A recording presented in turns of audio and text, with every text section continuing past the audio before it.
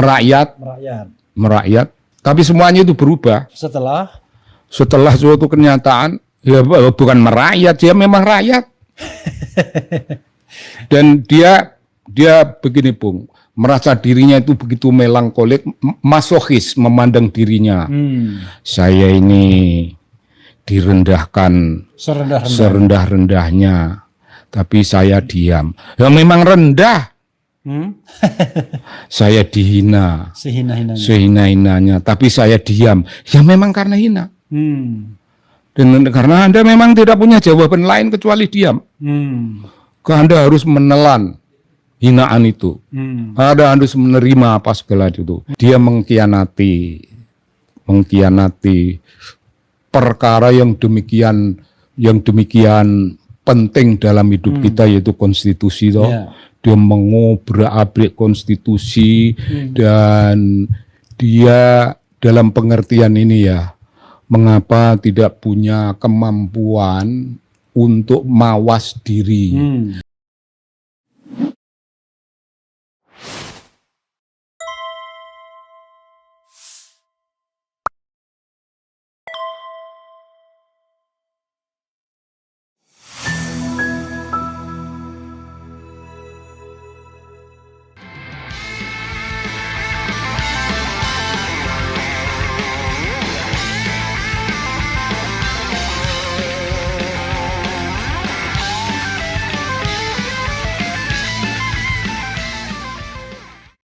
RH sekalian, jumpa lagi kita di channel yang keren ini, keren cadas. Ya, saudara sekalian, saya sekarang berada di kediaman Muhammad Sobari, tapi bukan Ahmad Tohari ya. Bukan. Itu Ronggeng Duku Paru. Jadi saudara sekalian, ada cerita lucu soal Muhammad Sobari ini. Tapi makasih Kang ya sudah mengundang ke sini. Tempatnya sangat tradisional Jawa. Padahal ini di tengah kota, di sebuah komplek perumahan yang sebenarnya tipikalnya nggak begini. Tidak begini. Tapi ini seperti ngantong sendiri, ya, beda sendiri tipenya. Jadi tempat yang sangat lega, luas untuk berkontemplasi sesungguhnya. Betul. Jadi kalau cerita tentang Ahmad Sobari, nanti kita Muhammad Sobari dan Ahmad Tohari nanti kita selipkan. Tapi ini kenapa saya datang ke sini? Ada dua hal. Pertama, meminta komentar beliau mengenai RRT, Roy, Rismond dan Dr. Tifa.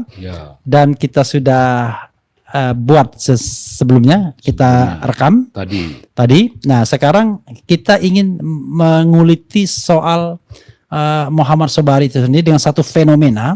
2022 pernah kita undang dan termul banget. Pokoknya paling menempatkan Anies di bawah, the lowest one ya, for choosing gitu ya.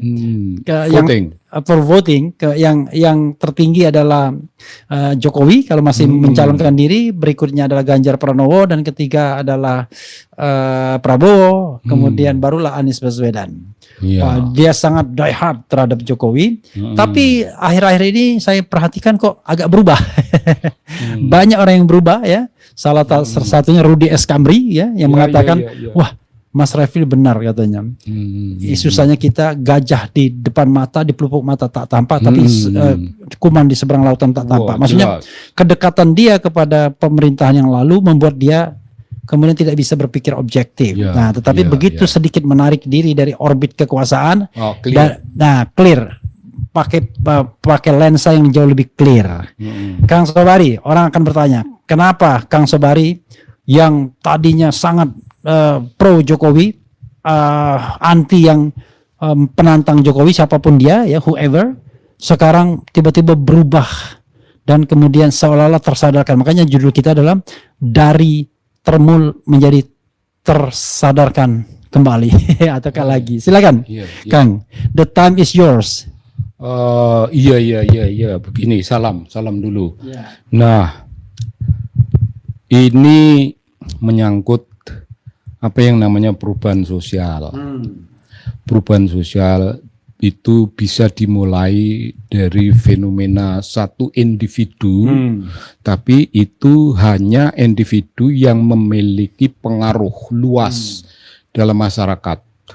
Kalau individu orang biasa, dia berubah apa saja, dia tidak berpengaruh kepada sistem nilai, kepada demokrasi, kepada keadilan, kepada tata negara dan tata hukum dan sejenisnya macam gitu, tidak berpengaruh.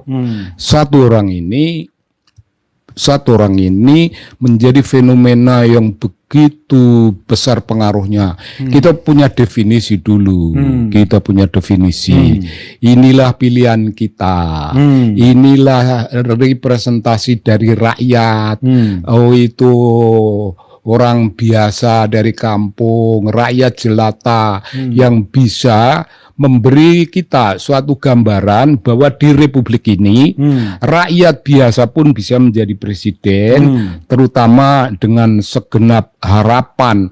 Oh, dia bukan anak jenderal, dia bukan orang yang sudah korup, dia orang yang bisa membuat sesuatu itu, memimpin perubahan baru dan membawa orientasi baru.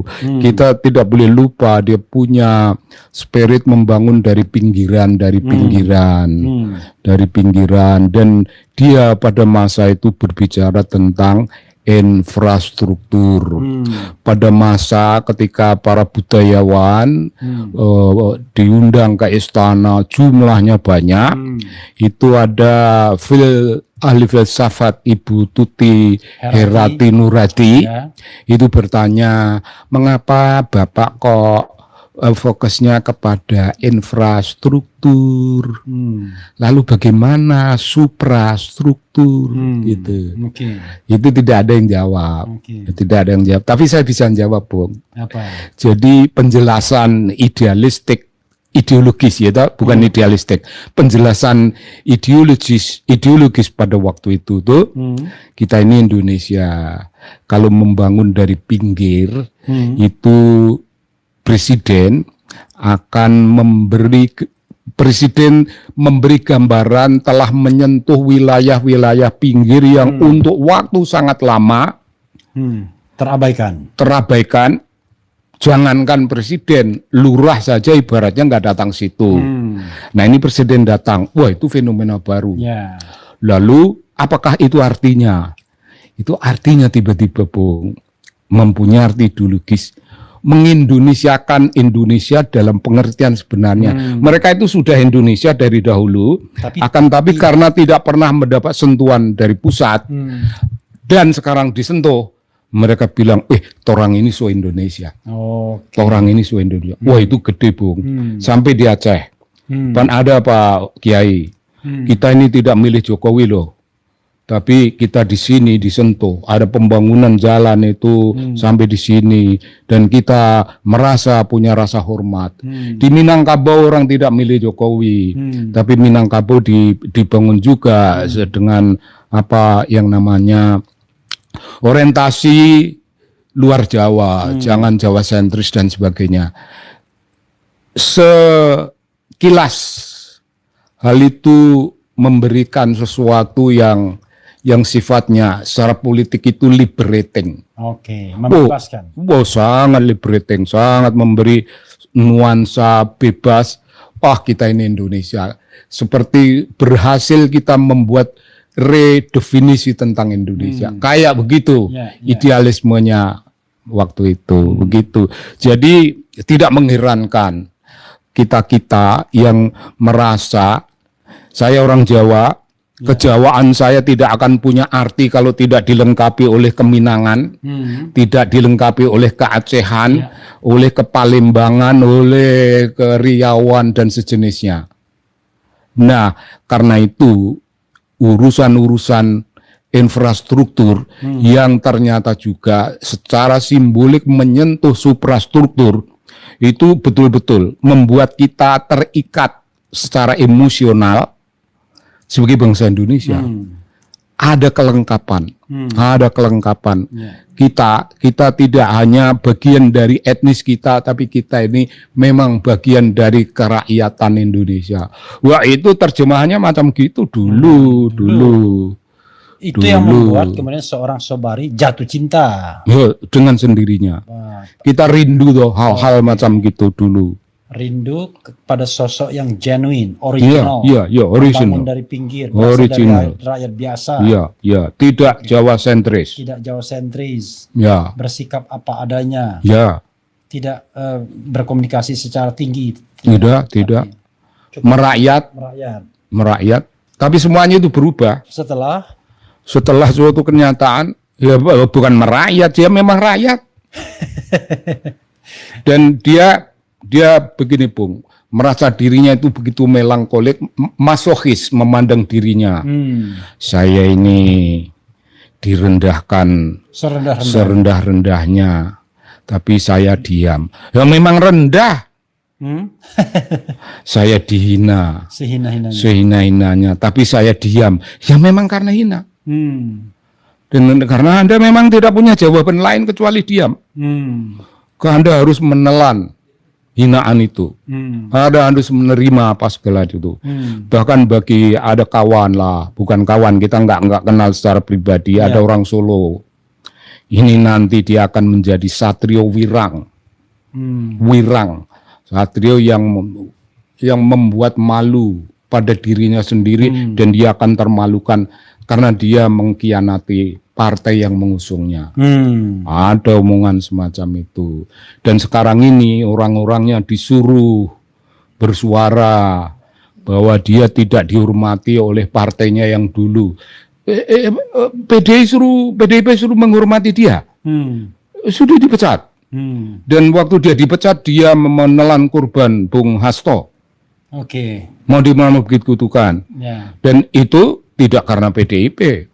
Dia itu dalam ungkapannya orang-orang Solo.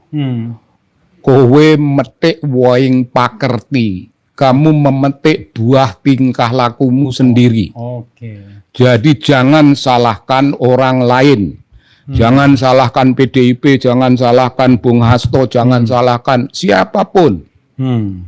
Nah ini tukang ngomong-ngomong dari PSI ini, orang tua yang tidak bisa membimbing anak-anak muda, dia menuduh, wah dia dilemahkan oleh kekuatan yang dulu. Dia yang mengkhianati partai, kenapa?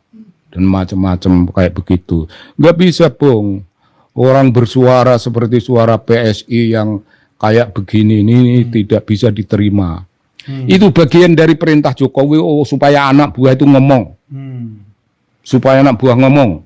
Dan dia menyuruh anak buah ngomong pula. Dia akan cuti sampai tahun 2027. Aku udah ngomong itu, Bung. Bukan soal cuti. Dia menghindari pengadilan, menghindari tanggung jawab. Memperlihatkan dia punya ijazah, karena dia itu nggak punya. Nah, efek dari penghindaran tanggung jawab macam itu kan perkara hukum itu. Nggak bisa di pengadilan itu tidak mengadili presiden maupun wakil presiden. Dia mengadili individu bernama Jokowi. Yang mengkhianati janji-janjinya, yang telah berkali-kali menunjukkan tidak mau urusan dengan pengadilan. Sekarang pada gilirannya dipanggil karena lo ingin mencelakai 3 orang peneliti dunia ilmiah. Iya, 3 orang. Dan Bung Rismon. Ya begitulah. Tapi tadi belum dijawab, Kang Sobari. Kenapa kemudian tiba-tiba berubah? Kapan turning point-nya itu? Pendukung Jokowi sampai kemudian pengkritisi kelas 1 seperti ini. Ketika kita menyadari bahwa orang yang kita junjung-junjung ini tidak layak dijunjung. Pertama, karena dia mengkhianati perkara yang demikian penting dalam hidup kita, yaitu konstitusi. Dia mengobrak-abrik konstitusi, dan dia dalam pengertian ini mengapa tidak punya kemampuan untuk mawas diri. Anakmu itu sekolah pun tidak, kenapa kau dorong-dorongkan? Maksudnya Gibran. Lah iya toh. Iya. Dilegal-legalkan, konstitusi yang tidak melegalkan dilegal-legalkan. Dirobek konstitusinya. Supaya dia bisa menjadi wakil. Apa dia tidak tahu wakil presiden itu pekerjaan, itu posisi mulia agung, dan itu representasi dari bagaimana seluruh rakyat mempercayai orang yang dipilih. Nah kalau begini kita ini golongan orang yang sekolahan ya, mangan pojok sekolahan kita.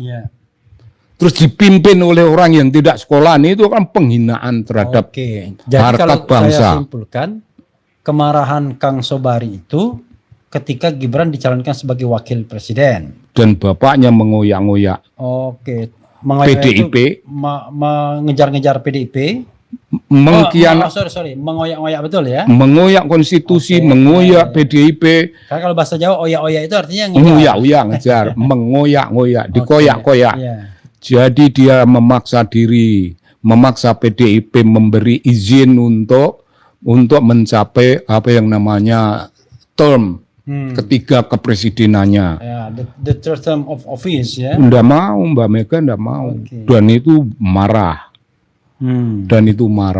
Nah kalau hal itu membuat dia marah, maka begitu banyak orang, kita orang-orang waras, kita mendukung dia itu bukan tanpa reserve. Ya, tapi begini Kang Sobari ya. Kan saya interview Kang Sobari tahun 2022. Sementara dorongan untuk dinasti politiknya sudah mulai 2020. Ketika di tengah COVID dipaksakan diadakan pemilihan kepala daerah untuk agar Gibran bisa menjadi wali kota Solo. Ya. Tapi Kang Sobari pada interview saya tahun 2022 belum melihat itu sebagai sebuah fenomena yang perlu dikritisi. Mungkin mayoritas orang belum melihat itu.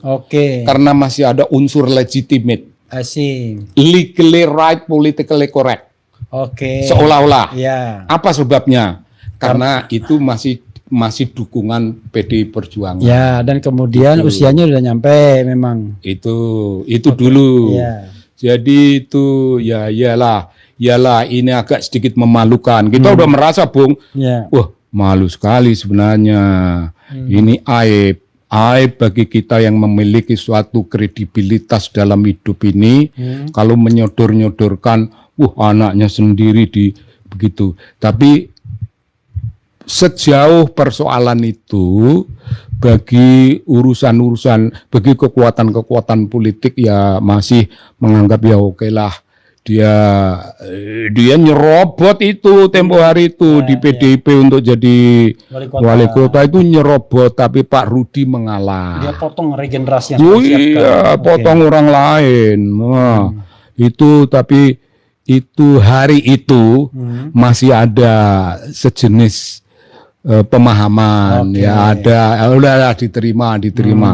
Kita tidak tahu bahwa dia ini diberi hati ngerogoh rempelo. Jadi kita udah kasih hati ngerogoh yang lebih penting lagi. Dan seterusnya sampai pada suatu kenyataan bahwa menantunya dijunjung tinggi demikian rupa, punya kemewahan politik, anaknya punya kemewahan politik macam itu, dan seterusnya dan seterusnya. Akhirnya pada itu red carpet untuk dunia bisnis mereka yang tidak becus. Nyatanya tidak becus dalam dunia bisnis. Dan di situ mulailah kita. Saya agak berdosa kepada Bivitri sebenarnya. Bivitri Susanti. Iya, karena kita berkawan dekat sehingga saya agak leluasa ngeritik Bivitri. Bib, kamu ini itu. Aku membela Bung. Bivitri kan terbuka dalam soal kritik, mirip Anda punya openness. Nah, aku bilang begitu. Jadi aku berdosa sama Bivitri sebenarnya. Ya Mas begitu, Bung. Itulah momentum, itu turning point dari perubahan mendasar yang terjadi itu tidak boleh hanya aku sendiri, Bung. Itu terjadinya perubahan itu menyangkut begitu banyak kekuatan-kekuatan pendukung yang kemudian bye-bye. Meninggalkannya. Iya, meninggalkannya. Jokowi belum terlalu merasa itu kehilangan kita itu, belum dia merasa bangga. Masih ada lah. Dia masih meregenerasi. Iya, masih memproduksi kekuatan. Produksi baru. Ya, betul. Gitu. Ya, Sobat Era sekalian, Kang Sobari ini saking kagumnya dengan Presiden Jokowi, itu sampai membuat novel The President judulnya. Iya. Yang diilhami oleh The Carpenter di tepi Sungai Bengawan Solo. Dan novel itu tadi saya sudah tunjukkan. Sesi pertama, tapi it's okay ya. Jadi nanti nanti bisa ditunjukkan lagi kalau ini. Iya. Kenapa sampai betul-betul terobsesi benar dengan Pak Jokowi sehingga kemudian memunculkan novel sebagai sebuah pembelaan terhadap beliau? Oh, itu kemarahan yang meluap bertahun-tahun, melihat ketidakadilan di dalam papan catur politik nasional kita. Papan catur politik dan dunia kampus.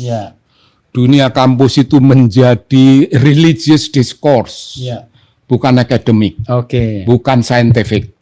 Religious discourse menjadi suatu wilayah yang dikuasai oleh kekuatan-kekuatan keagamaan.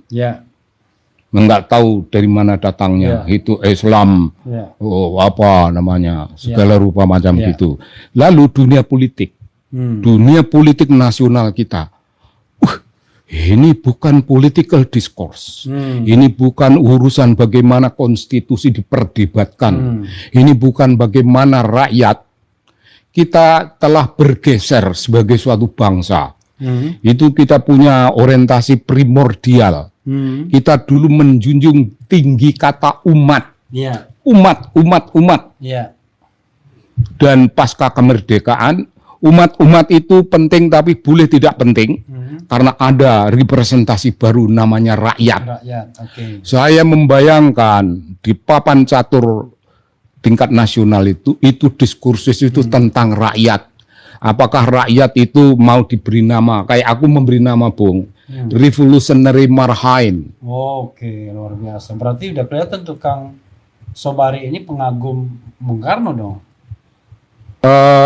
Dalam satu sisi macam itu, tapi Bung Karno mendefinisikan Marhain itu satu segmen petani khusus.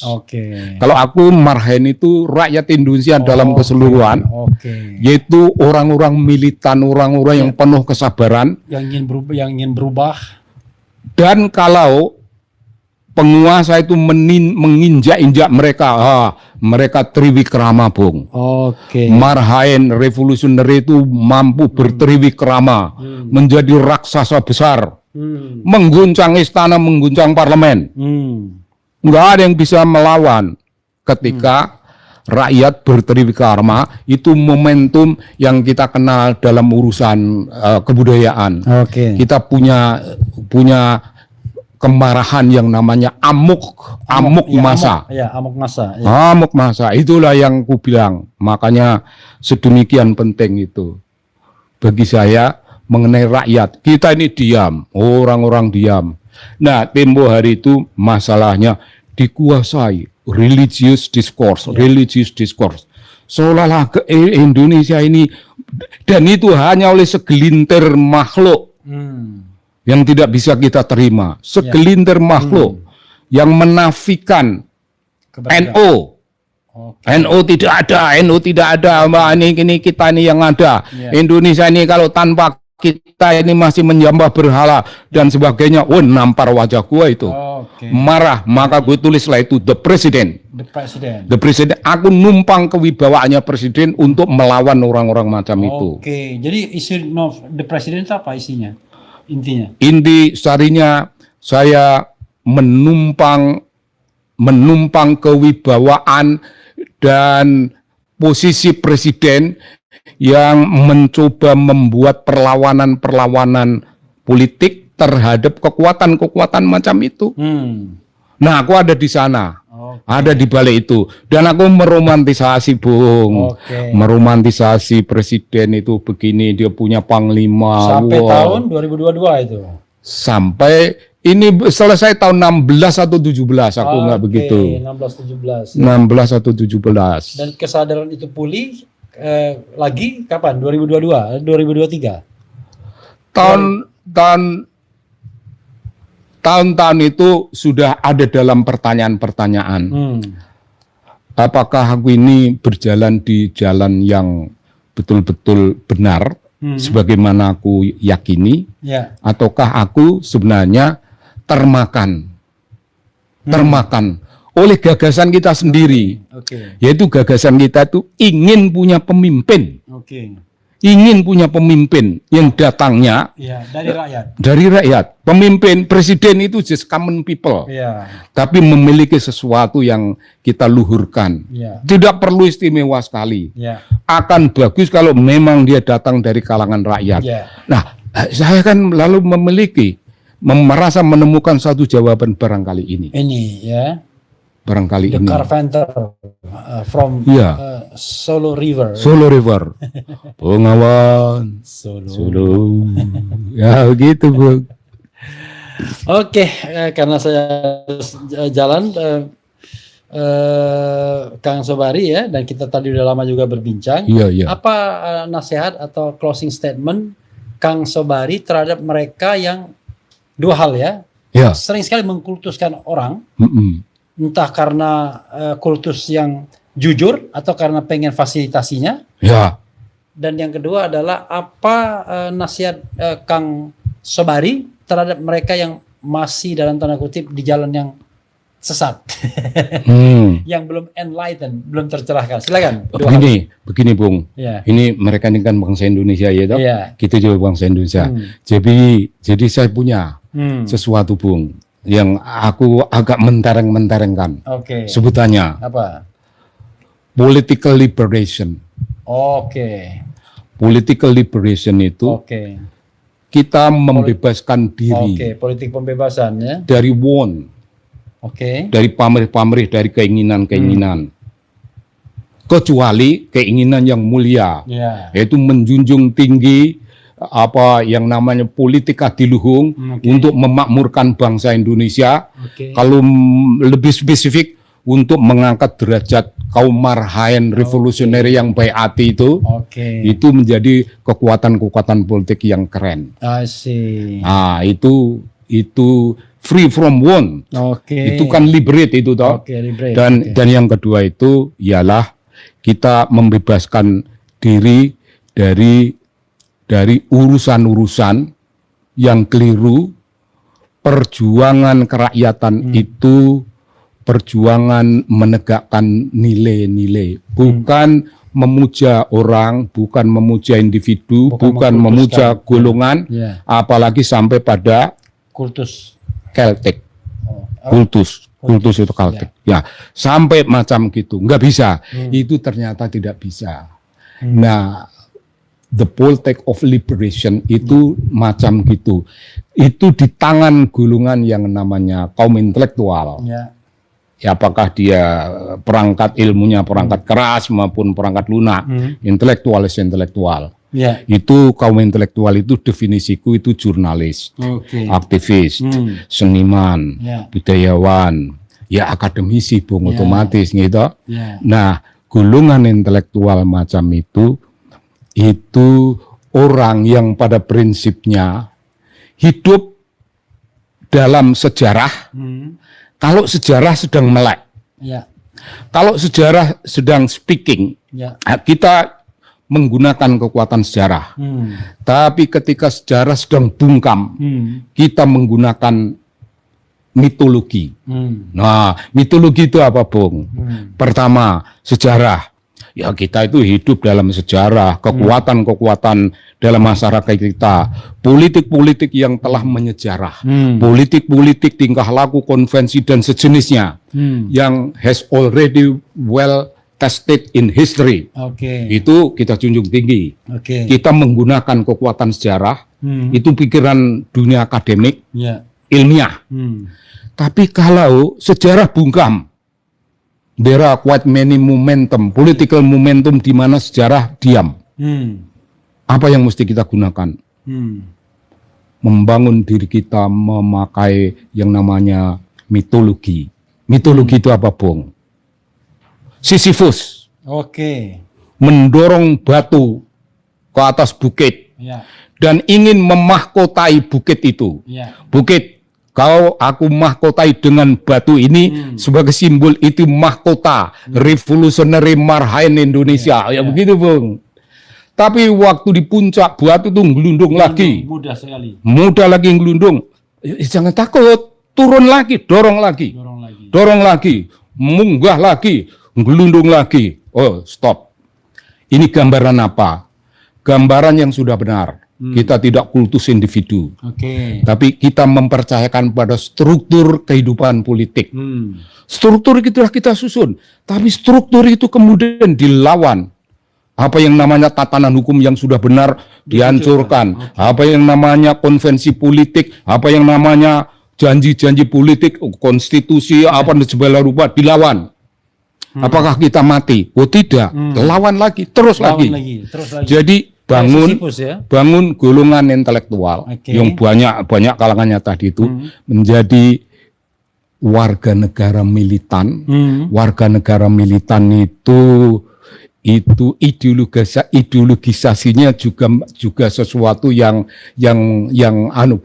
utopis, yaitu partai kaum pengemis. Partai kaum pengemis itu nama yang ada di sana, tapi aku transfer gagasan partai pengemis itu adalah gagasan the politics of liberation. Mereka partai pengemis di negeri Cina zaman dahulu. Di dunia silat, mereka itu yang memiliki the politics of liberation. Mereka berjuang tapi tidak punya pamrih-pamrih yang berlebihan dan yang lainnya. Ketika kita sudah sampai pada gagasan yang namanya Sisyphus, itu orang akan bertanya, Bung, kenapa kita ini orang Indonesia kok berkiblat pada Sisyphus? Tidak ada salahnya karena inilah yang universal. Tapi di Jawa ada, Bung, sejenis Sisyphus itu. Sejenis Sisyphus itu ada dua di dunia Jawa dalam sastra Jawa. Aku orang yang romantising dunia sastra Jawa. Itu digambarkan di situ ono bocah bajang nggawa bathok bolu anteping tekad arsonawu segoro. Ada anak bajang, ya anak yang telanjang kayak begitu. Anak kecil lah ya. Anak yang enggak begitu penting. Dia itu membawa tempurung. Tapi tekadnya ingin mengeringkan Samudra Raya. Yuk kering enggak Bung? Itu militansi revolutionary marhain. Aku rumuskan macam gitu. Dan itu ada dua, di Jawa ada dua yang begitu. Satu lagi sijine maneh ana bocah bajang nggawa sada sakler. Ancasing tekad, anteping tekad arso ngresike nyapu jagat raya.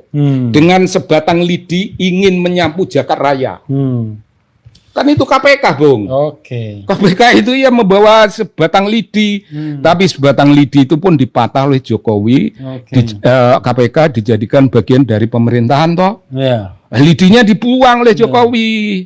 Tapi kalau Presiden yang mulia Ndoro Prabowo ini bisa membebaskan KPK menjadi sesuatu liberate. Kekuatan politik yang liberate menjadi kekuatan anti korupsi. Dan KPK adalah anak bajang yang membawa tempurung untuk mengeringkan Samudra Raya, dan anak bajang lain yang membawa sebatang lidi untuk nyapu jagat raya. KPK macam gitu. Apakah itu berlebihan? Tidak. Ini orientasi. It is like a mission impossible. Tidak, Bung. begini, penjelasannya itu tidak dari situ. Ini tekad. Karena sejarah tidak punya jawaban terhadap persoalan hidup. Sejarah bungkam, maka kita menggunakan mitologi sebagai kekuatan membangun. Bung, inilah yang namanya karakter building zaman Bung Karno itu dulu. Intisarinya begitu. Kalau gua begitu, Bung. Keren nggak tuh, Bung? Keren. Keren lah. Masih ada yang mau sampaikan? Iya. Jadi kita ini warga negara ini rakyat yang militan, rakyat yang beriman, orang yang terinjak-injak, orang yang tertindas, tapi never and never forget. Kita ini gulungan lemah yang memiliki senjata. Namanya, Bung, weapon of the weak. Weapon of the weak. Weapon of the weak. Ya. Senjata bagi yang lemah. Senjata kaum lemah. Kita punya. Jadi kaum lemah itu bisa weaponize their selves, weaponize ourselves dengan satu kekuatan ideologi. Kita weaponize itu membuat diri kita memiliki senjata, memiliki kekuatan, jangan diremehkan. Gedung Senayan, gue bisa kencingin dari atas. Kalau para wakil rakyat itu meremehkan kekuatan rakyat, kan pernah sudah dalam sejarah. Rakyat naik di atas Gedung Senayan, kencing semuanya. Nah, kayak gitu, Bung. Militan. Ya, saudara sekalian. Sebenarnya saya ingin pesan konkret tuh, Kang. Buat mereka yang saat ini masih memuji-muji, mengkultus individukan manusia, walaupun dia mantan pemimpin, mantan presiden, apa yang sebaiknya dilakukan? Gitu. Yang konkretnya, Kang, terakhir. Bung, omonganku itu udah implicitly is important. Itu real, konkret. Omonganku konkret. Nggak perlu aku menuju, kalian begini, Nggak. Nanti dianggap kita meremehkan mereka punya kecerdasan. Biar mereka memetik sendiri dari ungkapan-ungkapan macam itu. It has already concrete and clear. Itu, Bro. Ya, saudara sekalian, itu perbincangan dengan Muhammad Sobari. Tetapi saya ingin menutup ini dengan lelucon yang ternyata lelucon itu ada. Cuma diceritakan yang saya dengar berbeda. Jadi oleh MH Ainun Najib. Itu diceritakan bahwa suatu saat Muhammad Sobari datang ke redaksi Kompas. Tapi yang benar Republika ya. Kompas kan rumah sendiri ibaratnya. Lalu dia tulis-tulis. Tiba-tiba datang wartawan baru. Anda siapa? Kamu siapa? Lalu jangan di sini, ini ruangan wartawan, tempat redaksi. Karena ditegur oleh wartawan baru, ya ngalah. Kemudian Muhammad Sobari pindahnya nggak tanggung-tanggung ke redaktur eksekutif atau Pemret. Ke kursinya Parni Hadi. Waktu itu Pemret. Jadi ke kursinya Parni Hadi, which is temannya sendiri, dan kemudian Pemret. Heran. Lalu wartawan baru itu dipanggil atau gimana? Menghadap. Wartawan baru. Dia kaget lagi. Loh, kenapa kok lu malah duduk di sini dengan pimpinan kami? Pimpinannya datang. Sobari. Kamu nggak ngerti dia siapa? Ya gitu. Ini Muhammad Sobari. Ahmad Tohari. Ya, gitu. Sudah salah juga. Salah juga. Jadi Ahmad Tohari itu, saudara sekalian, itu adalah pengarang novel terkenal Ronggeng Duku Paruk, dan seorang ustadz ya. Kiai ya. Gitu ya, saudara sekalian, mudah-mudahan bermanfaat ya perbincangan ini. Memang tatarannya filosofis, Kang Sobari, tapi banyak nilai-nilai yang kita bisa petik. Yang jelas kadang-kadang kesadaran itu selalu terlambat, tapi lebih baik sadar daripada tidak sama sekali. Dan jangan memuji seorang manusia, karena manusia itu bisa berubah. People change time to time, all the time. Karena itu yang remains, yang tetap adalah nilai, value. Value itu tentu dia orang yang jujur, orang yang mau berjuang, memperjuangkan kebenaran, bukan orang yang memetik atau mencari keuntungan dari setiap kisru yang ada. Tidak. Gitu. Tidak. Begitu sahabat dan sekalian ya. Wassalamualaikum warahmatullahi wabarakatuh. Keren cadas. Keren cadas. Setengah jam ini ya. Setengah jam.